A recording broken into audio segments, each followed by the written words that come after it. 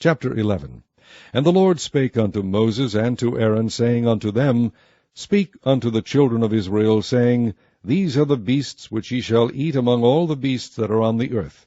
Whatsoever parteth the hoof, and is cloven-footed, and cheweth the cud among the beasts, that shall ye eat. Nevertheless, these shall ye not eat of them that chew the cud, or of them that divide the hoof, as the camel, because he cheweth the cud, but divideth not the hoof, he is unclean unto you. And the coney, because he cheweth the cud, but divideth not the hoof, he is unclean unto you. And the hare, because he cheweth the cud, but divideth not the hoof, he is unclean unto you. And the swine, though he divide the hoof, and be cloven-footed, yet he cheweth not the cud, he is unclean to you. Of their flesh shall ye not eat, and their carcass shall ye not touch, they are unclean to you.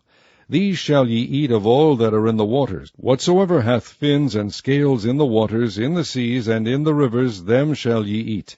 And all that have not fins and scales in the seas, and in the rivers, of all that move in the waters, and of any living thing which is in the waters, they shall be an abomination unto you. They shall be even an abomination unto you. Ye shall not eat of their flesh, but ye shall have their carcasses in abomination.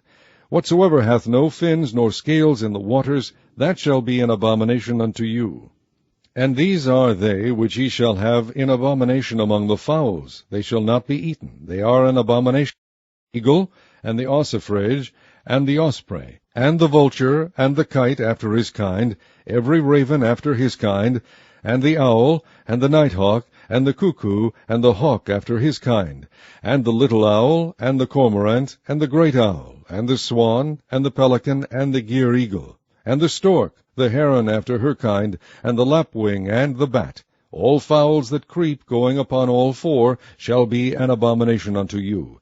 Yet these may ye eat of every flying creeping thing that goeth upon all four, which have legs above their feet, to leap withal upon the earth. Even these of them ye may eat, the locust after his kind, and the bold locust after his kind, and the beetle after his kind, and the grasshopper after his kind. But all other flying creeping things which have 4 feet shall be an abomination unto you, and for these ye shall be unclean. Whosoever toucheth the carcass of them shall be unclean until the even. And whosoever beareth aught of the carcass of them shall wash his clothes, and be unclean until the even. The carcasses of every beast which divideth the hoof, and is not cloven-footed, nor cheweth the cud, are unclean unto you.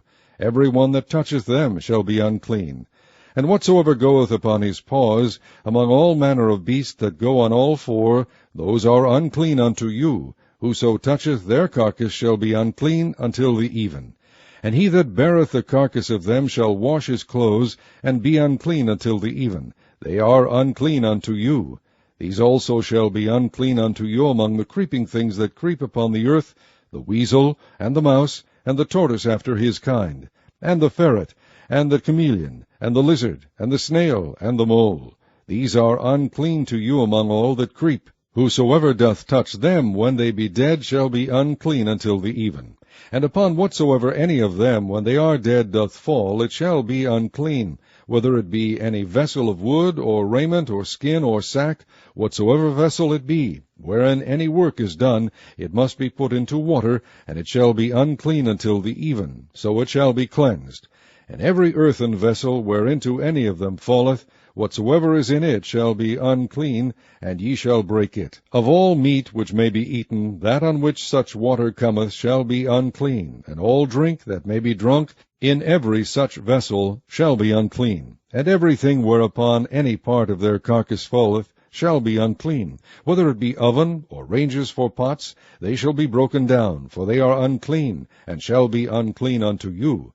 Nevertheless a fountain or pit, wherein there is plenty of water, shall be clean, but that which toucheth their carcass shall be unclean. And if any part of their carcass fall upon any sowing seed which is to be sown, it shall be clean. But if any water be put upon the seed, and any part of their carcass fall thereon, it shall be unclean unto you. And if any beast, of which ye may eat, die, he that toucheth the carcass thereof shall be unclean until the even. And he that eateth of the carcass of it shall wash his clothes, and be unclean until the even. He also that beareth the carcass of it shall wash his clothes, and be unclean until the even. And every creeping thing that creepeth upon the earth shall be an abomination, it shall not be eaten. Whatsoever goeth upon the belly, and whatsoever goeth upon all four, or whatsoever hath more feet among all creeping things that creep upon the earth, them ye shall not eat, for they are an abomination. Ye shall not make yourselves abominable with any creeping thing that creepeth, neither shall ye make yourselves unclean with them, that ye should be defiled thereby. For I am the Lord your God. Ye shall therefore sanctify yourselves, and ye shall be holy, for I am holy. Neither shall ye defile yourselves with any manner of creeping thing that creepeth upon the earth. For I am the Lord that bringeth you up out of the land of Egypt, to be your God. Ye shall therefore be holy, for I am holy. This is the law of the beasts, and of the fowl, and of every living creature that moveth in the waters, and of every creature that creepeth upon the earth, to make a difference between the unclean and the clean, and between the beast that may be eaten and the beast that may not be eaten.